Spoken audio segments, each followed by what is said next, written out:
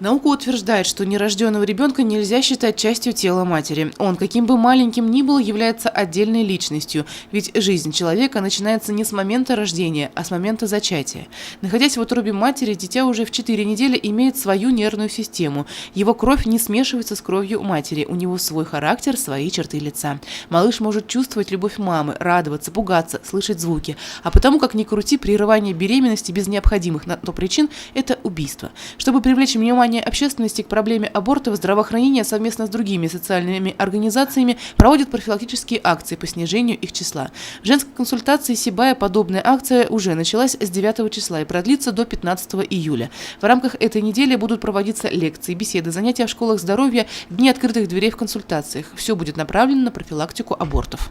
В сравнении с 2015 годом, в 2016 году уменьшилось число абортов, но примерно также осталось на одном уровне, то есть на 5 родов один аборт, это в нашем городе.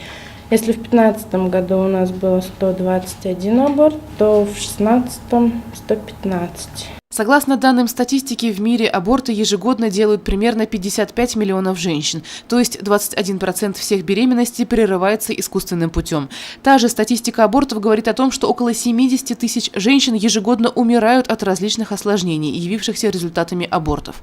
Бесплодной в результате первого аборта становится каждая 5-я женщина. Хоть эти цифры и выглядят ужасающе, тем не менее наша страна по-прежнему занимает одно из лидирующих мест в печальном рейтинге стран с высокой частотой абортов, так же, как Эстония, Латвия и Белоруссия. Это не может не вызывать тревогу и озабоченность. И несмотря на все предпринимаемые меры, важно не просто запретить аборты на законодательном уровне, а сделать рождение ребенка желанным.